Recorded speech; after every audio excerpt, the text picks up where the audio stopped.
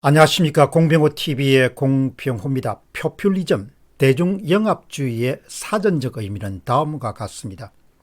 기성질서 안에서 신분 상승을 꾀하는 정치 지도자가 인민의 주권 회복과 이를 위한 체제개혁을 약속하면서 감성 자극적인 선동 전술을 바탕으로 전개하는 정치활동이다. 숭실대 정치학과의 서병훈 교수가 쓴 포퓰리즘에 나오는 문장입니다. 포퓰리즘은 민주주의라는 겉옷을 입고 있습니다. 따라서 더 현실적인 포퓰리즘에 대한 정의는 저는 다음과 같이 정의를 내리고 싶습니다. 정치 권력의 연장을 원하는 정치 지도자가 다수를 선동해서 소수를 억압하거나 소수의 재산을 강탈하는 정책과 제도를 일상적으로 만든 정치운동이다. 다시 이야기하면 정치 지도자가 표를 더 많이 얻을 수 있는 다수의 힘을 결집해 가지고 소수 사람들의 재산을 강탈하기 위한 그런 종류의 정치 활동을 우리가 포퓰리즘이다 이렇게 볼 수 있습니다. 정치 지도자의 장기 집권에 대한 욕망하고 그 다음에 다수 국민들의 무임승자, 일하지 않고서도 세금으로 돈을 받을 수 있는 그런 열망이 조합되면서 결합되면서 포퓰리즘이 마치 가을 덜녘의 불처럼 번져나가게 되죠. 첫 번째 질문은 한국의 포퓰리즘입니다. 한국의 포퓰리즘이 있는가? 그렇지 않다라고 답하는 사람들은 아주 소수일 겁니다. 좀 더 솔직하고 담백하고 단도직입적인 그런 답을 내리면 한국은 이미 포퓰리즘에 들어서 있고 점점 더 포퓰리즘의 깊은 수렁 속으로 빠져들어가고 있다. 이것이 제가 갖고 있는 한국의 포퓰리즘 상황입니다. 1월 14일자 중앙일보에는 이정재 칼럼니스트가 쓴 아주 잘 쓴 칼럼이 하나 소개되어 있습니다. 포퓰리즘 대한민국 4월 총선이 마지막 탈출 기회다. 아주 이정재 칼럼니스트가 절박한 심정을 담아서 쓴 그런 칼럼입니다. 이정재 칼럼니스트는 그동안 한 몇 번 정도 중앙일보에 좀 장문에 포퓰리즘에 관한 그런 칼럼을 기고한 바가 있습니다. 한국의 포퓰리즘 상황, 그 다음에 현상, 포퓰리즘의 파급 효과, 그리고 미래에 대해서 견해를 정리하고 있습니다. 이정재 칼럼니스트의 주장 한번 들어보시죠. 한국엔 포퓰리즘 정부가 들어섰다. 수출은 줄고 성장은 무뎌졌다. 과거 벌어놓은 게 있으니 지금까지 어찌 버티었다 치자. 문제는 앞으로다. 희망이 안 보인다. 포퓰리즘은 마약과 같다. 정치적으로 편가르기, 경제적으로는 묻지마 현금 복지를 수단으로 사용하고 있다. 한번 맛들이면 벗어날 수가 없다. 나라가 거들이 나더라도 검단의 유혹을 끊지 못한다.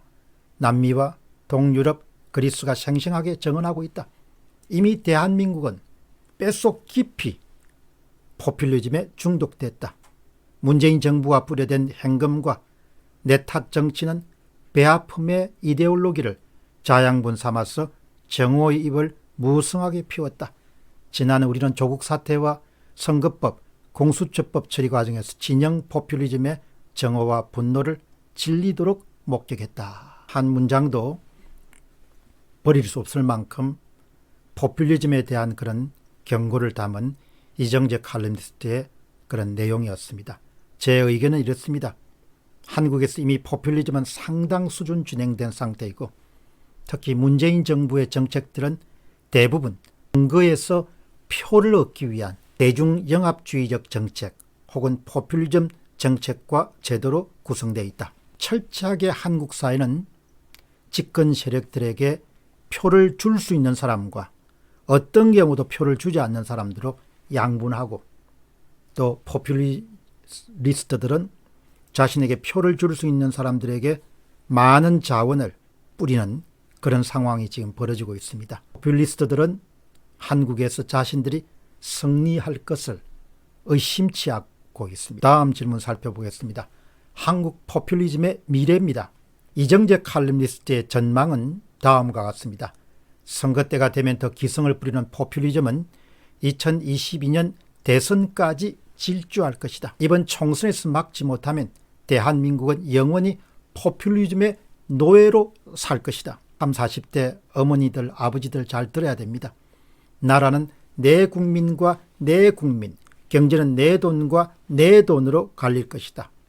내 국민은 욕보이고 내 돈을 뺏어 다른 사람들에게 배분할 것이다. 그래서 국민 모두 스스로 묻게 될 것이다. 나는 내 국민인가? 그 다음 당신들 국민인가? 이 부분에 대해서 묻게 될 것이다. 그런데 이정재 칼럼니스트는 속내를 털어놓습니다. 사실을 말하자면 나는 이런 포퓰리즘의 흐름을 되돌릴 수 없을 것으로 생각한다. 참 우울한 전망입니다. 그러나 솔직한 전망입니다. 제 의견은 이렇습니다. 한국은 유럽연합이라는 든든한 배경이 없습니다. 베네수엘라처럼 석유가 없습니다.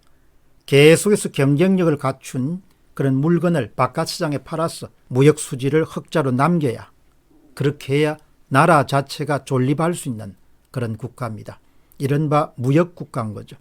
무역 수지와 경상수지 적자가 발생하면 나라가 어려워질 수밖에 없는 그런 국가입니다. 이런 국가는 베네수엘라라든지 그리스처럼 포퓰리즘을 오랫동안 지속할 수 없습니다. 산업 기반이 가라앉고 재정이 망가진 상태에서는 외압, 외부 압력, 외부 채권단에 의해서 굴복당하는 상태로 일단 포퓰리즘은 브레이크가 걸릴 것으로 봅니다. 그러나 원상회복 과정에서는 극심한 사회적 혼란을 경험할 것입니다. 원인과 결과를 찬찬히 따지는 데 익숙지 않고 한국인들이 진영 논리가 강하고 남에게 폐를 끼치는 것이 크게 부담감을 느끼지 않고 남 탓 돌리기에 아주 익숙한 그런 종류의 사회이기 때문에 극심한 혼란 사태를 지금 세대뿐만 아니고 자식 세대도 경험할 가능성이 높죠. 그나마 지금 브레이크를 걸 수 있는 것은 4월 15일 총선부터 국민들이 반포퓰리스트들에게 표를 던지는 일입니다.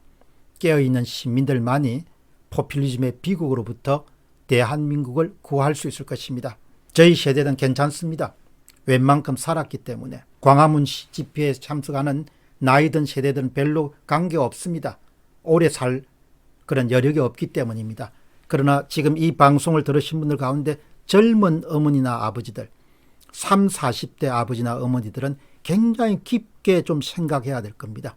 자식들이 자기들이 아주 애써 키우는 자식들의 앞날이 포퓰리즘이 지배하게 되면 기본적으로 그 자식 세대들의 미래라는 것은 없는 겁니다. 나라는 정체될 것이고 저성장이 뿌리 깊게 자리 잡을 것이고 학교 교육을 받더라도 직장을 잡을 수 없을 것이고 교육계도 관료주의가 극성을 뿌리면서 제대로 된 교육을 받기가 어려운 상태로 나올 수밖에 없겠죠. 그렇기 때문에 정말 이 방송을 30, 40대 젊은 아버지나 어머니들이 보시면은 정말 좌파들이 추구하는 포퓰리즘이라는 것이 거의 그 아이들 세대의 삶을 망가뜨린다는 사실을 잊지 않으셔야 될 것입니다. 공병호 TV의 공병호였습니다. 감사합니다.